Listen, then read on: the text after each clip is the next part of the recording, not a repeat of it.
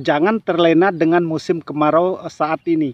Kita harus mempunyai persiapan khusus antisipasi daripada layu fusarium, busuk batang, ataupun penyakit Antranoxae.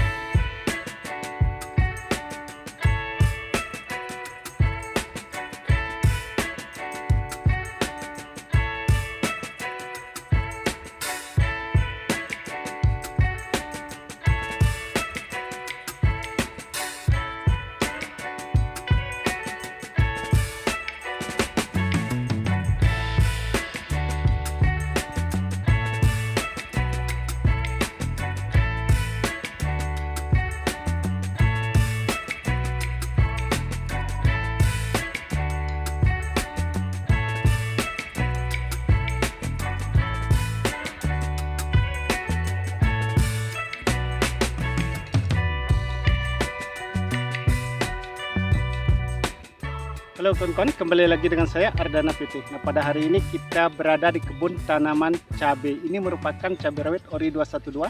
Sebagaimana kawan-kawan bisa lihat di samping saya ini, tanamannya sudah cukup subur. Nah, ada beberapa teknik yang harus kita lakukan sebenarnya kawan-kawan dalam perawatan tanaman cabai, khususnya di musim panas seperti saat ini. Nah, teknik yang pertama sudah sering saya sampaikan, bagaimana cara kita cara mengolah lahannya, bagaimana cara kita memberikan nutrisi, bagaimana cara kita mengendalikan penyakit. Nah, ini sangat penting sekali dalam budidaya tanaman cabai. Nah, secara khusus kawan-kawan, di musim kemarau ini dominan yang menyerang adalah tungau dan trip, berbeda dibanding dengan musim penghujan. Nah, khususnya pada saat ini memang kita menghadapi musim kemarau, tetapi jangan kita terlena kawan-kawan dengan musim kemarau ini. Kita harus mempunyai persiapan untuk antisipasi serangan jamur di musim penghujan yang akan datang. Nah, sebentar lagi perkiraan daripada BMKG ini kawan-kawan, kita tetap memacu pada BMKG akan terjadi hujan di bulan-bulan Oktober atau November ini. Nah, untuk itu makanya mulai sekarang kita harus antisipasi tentang masalah penghujan ini, karena di musim penghujan layu fusarium, patek itu sangat dominan menyerangnya. Oleh karena itu kita harus sebagai petani menyiapkan segala sesuatu, atau dalam arti kata sedia payung sebelum hujan. Nah, inilah kawan-kawan kondisi tanaman cabai rawit kita. Jadi pertumbuhannya cukup subur seperti yang saya sampaikan tadi. Walaupun di tempat kita ini sekarang sangat kering sekali lahannya. Nah, seperti ini kondisi lahannya. Di sini kondisi tanahnya adalah gembur lempung berpasir kawan-kawan. Jadi kalau tanah berpasir itu kalau musim panas itu sangat panas sekali di dalamnya dan tidak bisa menyimpan air. Tetapi teknik yang kita lakukan dalam perawatan tanaman cabai cukup efektif dan terbukti ampuh untuk menyediakan air dalam kondisi panas seperti saat ini. Ini daunnya hijau royo-royo, ini seperti ini. Nah, seperti yang telah saya sampaikan tadi kawan-kawan, kita sebagai petani cabai secara khusus jangan terlena dengan musim kemarau saat ini. Kita harus mempunyai persiapan khusus dalam merawat tanaman cabai agar tanaman cabai yang kita tanam ini tetap tumbuh secara optimal, tetap tumbuh dengan baik, dengan sempurna, dan terbebas dari namanya serangan hama maupun penyakit. Ini sangat penting sekali.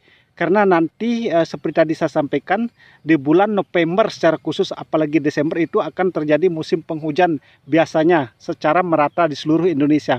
Apalagi di tempat kita ini dengan ketinggian kurang lebih 1000 meter. Jadi kalau di bulan-bulan November Desember itu curah hujan sangat tinggi sekali. Nah, disinilah sebenarnya sebagai petani cabai secara khusus kalau kita tidak antisipasi mulai dari sekarang, itu biasanya tanaman cabai mengalami yang namanya layu fusarium, patek, ataupun busuk ranting. Itu yang terjadi, apalagi menggunakan pupuk yang mengandung unsur nitrogen yang cukup tinggi.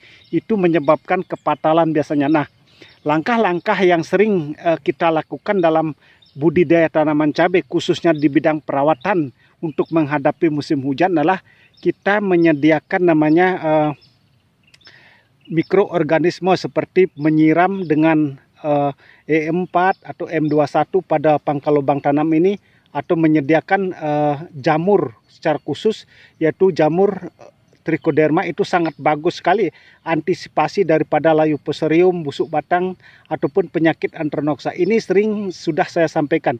Nah, sedangkan di dalam pengolahan lahan ini kita memang sudah memberikan namanya jamur trichoderma, kita sudah memberikan juga dengan silika karbon dan asam humat. Itu yang kita lakukan pada awal tanam.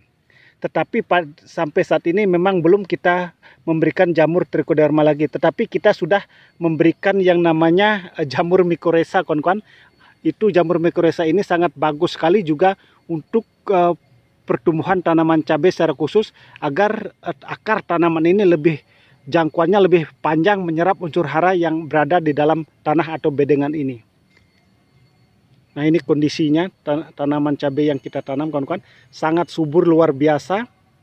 Inilah efek atau pengaruh pengocoran dengan asam humat, asam amino dan fosfat cair. Itu sering sudah kita lakukan interval 5 hari sekali. Kenapa kita melakukan interval 5 hari sekali dengan 3 bahan tersebut, kawan-kawan? Karena musim kemarau, jadi lahannya kering sekali di sini, kawan-kawan. Sudah 3 bulan tidak ada hujan ini, kawan-kawan. Ini tanahnya pecah-pecah ini sebenarnya. Jadi seperti tadi saya sampaikan, karena di sini lahannya adalah gembur lempung berpasir. Jadi kalau musim kemarau itu sangat panas tanah itu. Dia tidak bisa menyimpan air sama sekali. Walaupun ada hujan gerimis, itu tidak berfungsi maksimal kalau di lahan tanah lempung berpasir, kawan-kawan. Berbeda dengan tanah yang tidak berpasir. Jadi itulah hal-hal yang sangat penting yang harus kita perhatikan sebenarnya, kawan-kawan, sebagai petani. Artinya seperti tadi yang sudah saya sampaikan, jadi sedia payung sebelum hujan. Jadi kita harus memberikan perlindungan khusus tanaman cabai itu di musim kemarau ini untuk menghadapi namanya musim penghujan. Ibaratnya seperti kita melakukan pertempuran. Jadi kita harus melengkapi diri kita dengan berbagai macam senjata. Jangan sampai sesudah terjadi perang baru kita memikirkan senjata, itu akan berakibat fatal. Begitu juga dengan sistem pertanian, kawan-kawan. Jadi kita harus persiapkan segala sesuatunya untuk menghadapi hal-hal yang tidak kita inginkan, seperti yang telah saya sampaikan tadi, agar tidak terjadi kefatalan seperti serangan jamur layu fusarium, busuk batang, ataupun penyakit anthranoxa. Nah, kita seperti tadi saya sampaikan, kita sudah memberikan yang namanya di awal tanam dengan jamur trichoderma dengan asam humat dan juga silika karbon. Itu sangat penting sekali.